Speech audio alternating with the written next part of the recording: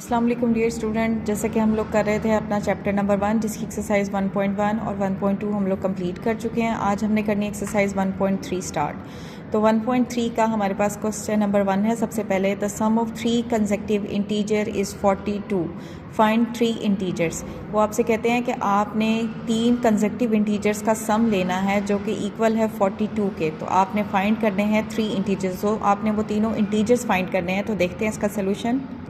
जी, ये हमारे पास first question, इसका सोल्यूशन उसने कहा था कंसेक्टिव इंटीजर लेने हैं। कंसेक्टिव इंटीजर मीन जो एक के बाद दूसरा आ रहा हो फिर तीसरा आ रहा हो, इस तरह से। ठीक है, तो हमने लेट कर लिया है कि जो मैं फर्स्ट नंबर ले रही हूँ वो हमने लिया है x, सेकेंड नंबर हमने लिया है x+1 और थर्ड नंबर हमने लिया है x+2। ये तीनों आपके कंसेक्टिव इंटीजर्स हैं। फिर अकॉर्डिंग टू द स्टेटमेंट हमारे पास इक्वेशन क्या बनेगी, उसने कहा है the sum of 3 consecutive integer, उनका सम आपके पास क्या है 42। तो मैंने सम में तीनों नंबर्स लिख लिए हैं, इज़ इक्वल टू 42। अब से नेक्स्ट स्टेप पे मैंने इनकी ब्रैकेट्स ओपन कर दिए हैं। तो आपके पास क्या होगा, ये x और ये x ऐड होकर हमारे पास आएंगे 3x और 1 में 2 ऐड होकर हमारे पास आएगा 3 इज़ इक्वल टू 42। तो आपने x की वैल्यू फाइंड करनी है। पहले हमारे पास ये +3 एक्स्ट्रा, इसको लेके जाएंगे राइट साइड पे, तो हमारे पास ये माइनस हो जाएगा। 42 - 3 हमारे पास आएगा 39। हमने x की वैल्यू फाइंड करनी है, उसके पास क्या एक्स्ट्रा है 3 यहाँ हमारा मल्टीप्लाई हो रहा है, राइट साइड पे जाके क्या होगा डिवाइड, तो आपके पास x की वैल्यू आएगी 13। तो हमारा फर्स्ट नंबर है 13। अब हम फाइंड करेंगे सेकंड नंबर, वो आपके पास क्या है x+1 मीन x की वैल्यू में हमने 1 ऐड कर लेना है, तो वो हमारे पास आ जाएगा 14। नेक्स्ट है हमारा थर्ड नंबर, वो है x+2, तो मीन 13 में हमने 2 ऐड किए तो हमारे पास आ गया 15। तो ये था हमारे एक्सरसाइज 1.3 का क्वेश्चन नंबर 1। अब हम देखते हैं नेक्स्ट क्वेश्चन। जी, तो क्वेश्चन नंबर 2 है the diagram shows right angle triangle ABC in which the length of AC is this, the area of triangle is this, find the length AB in the form this where A and B are integer.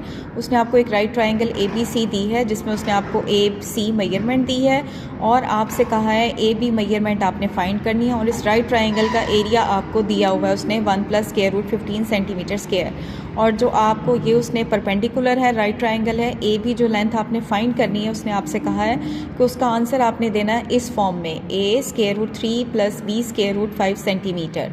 Mean जो √3 के साथ value होगी वो A की होगी और जो √5 के साथ होगी वो होगी B की। तो देखते हैं इसका सोल्यूशन।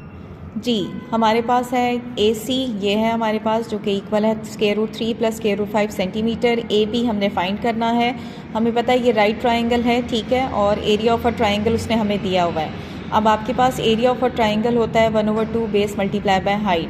अब यहाँ AC है आपकी बेस और AB है आपकी हाइट, ठीक है। तो हम यहाँ ये ऊपर जो आपने फार्मूला मेंशन किया है एरिया ऑफ अ ट्राइंगल का, ये फार्मूला इस्तेमाल करते हैं हम और इस फार्मूले से हम हाइट फाइंड करेंगे। ये एरिया की वैल्यू हमें दी हुई थी 1 + √15 सेंटीमीटर स्क्वायर, वो हमने पुट कर दी है। 1/2 फार्मूले का एज इट इज़, बेस की वैल्यू हमने पुट की और AB हाइट आपकी एज इट इज़ आ गई है। अब आपने हाइट फाइंड करनी है, तो हाइट के पास हमारे पास ये जो एक्सप्रेशन है ये एक्स्ट्रा है। हम क्या करते हैं, ये एक्सप्रेशन यहाँ पे मल्टीप्लाई हो रहा है, अगर हम इसे लेफ्ट साइड पे लाएंगे तो यहाँ के डिवाइड हो जाएगा। तो यहाँ लाके मैंने इसे डिवाइड कर दिया। अब आप देखें, ऊपर एरिया था तो उसका यूनिट सेंटीमीटर स्क्वायर था, नीचे हमारे पास लेंथ थी तो वो हमारे पास सेंटीमीटर था। तो अब आपके पास 1 सेंटीमीटर से 1 सेंटीमीटर कैंसिल हो गया, हमारे पास ये आया है। अब आपने AB लेंथ फाइंड करनी है, तो हमारे पास क्या एक्स्ट्रा है, हमारे पास यहाँ 1/2 एक्स्ट्रा है। 2 हमारा डिवाइड में हो रहा है, जब इस साइड पे आएगा तो ये क्या हो जाएगा मल्टीप्लाई। तो यहाँ आके ये हमारे पास इस एक्सप्रेशन से हो गया है मल्टीप्लाई। जी, अब ये यहाँ पे मल्टीप्लाई हो रहा है। अब अगर आप इसे देखें, ये हमारे पास एक्सप्रेशन है सर्ड वाला जिसमें डिनोमिनेटर में हमारे पास रेडिकल वाली फॉर्म है, ठीक है, रेडिकल साइन इन्वॉल्व है।